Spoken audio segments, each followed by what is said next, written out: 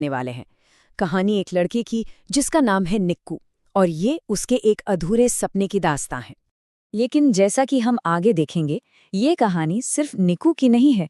ये उन अनगिनत बच्चों की आवाज है जिनके सपने कहीं ना कहीं हालात की बेड़ियों में बंद कर रह जाते हैं। तो चलिए कहानी की शुरुआत करते हैं एक सपने से, निक्कू की एक छोटी सी ख्वाहिश से। आखिर उसकी आंखों में क्या ख्वाब पल रहा था? तो निक्कू की दुनिया कैसी थी? सोचिए, उसकी दुनिया ना एक बाढ़ के उस पार से शुरू होती थी। हर सुबह वो एक ही चीज देखता था, जमोली को। नए नए कपड़े पहने, हाथ में पानी की बोतल, टिफिन, मतलब स्कूल जाने की वो पूरी की पूरी तैयारी। एक तरफ थी वो दुनिया जहां उम्मीदें थी, मौके थे, और दूसरी तरफ बस निक्कू था, जो बेचारा दूर से ये सब कुछ सिर्फ देखता रहता था। और हर रोज ये सब देखकर उसके दिल से बस एक ही आवाज निकलती थी, काश काश मुझे भी स्कूल जाने का मौका मिल जाता। ये सिर्फ एक इच्छा नहीं थी, ये एक ऐसी चाहत थी जो हर गुजरते दिन के साथ उसके दिल में और गहरी और मजबूत होती जा रही थी। लेकिन आप जानते ही हैं, ख्वाहिशों और हकीकत के बीच अक्सर एक दीवार खड़ी हो जाती है। और निक्कू के मामले में तो ये एक बहुत बड़ी मुश्किल थी।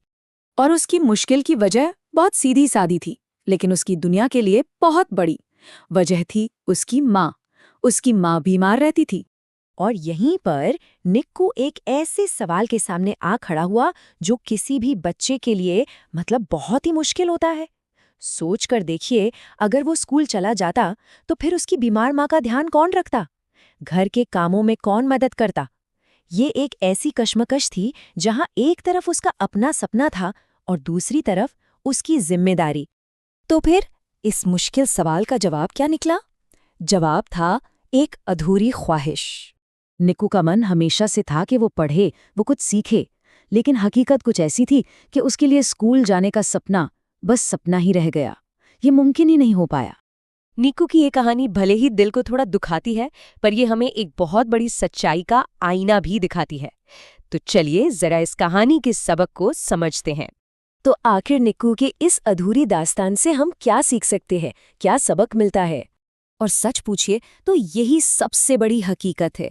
आज भी हमारे ही बीच न जाने कितने ही निक्कू हैं जो पढ़ना चाहते हैं, कुछ बनना चाहते हैं, आगे बढ़ना चाहते हैं, लेकिन घर की मजबूरियां, घर की परेशानियां उनके पैरों में बेड़ियों की तरह जकड़ी हुई हैं। ये उन्हें आगे बढ़ने ही नहीं देती, और ये हालात उनसे वो मौका छीन लेते हैं जिसके वो असल में हकदार हैं। और यहीं आकर ये कहानी हमें एक बहुत ज़रूरी सवाल पर लाकर खड़ा कर देती है कि इन बच्चों के सपनों का क्या? इनका क्या होगा?